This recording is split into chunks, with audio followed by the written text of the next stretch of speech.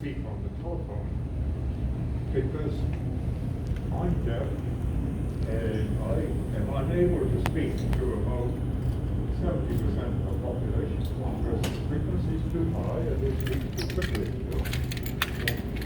I represent about half the population.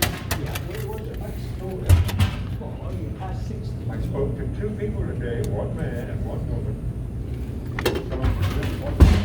But you can discriminate what they say because they say it a little bit slower and they enunciate it. They chop it off quicker and it comes through them. And I said, each one of them, I said, do you have any trouble with the people on the phone? They said, no, never. People tell me I have that's a very good.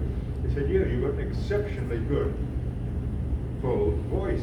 Why don't you get to work and take all your people there and put them in one room and say, this is how you speak English, you know, and teach them.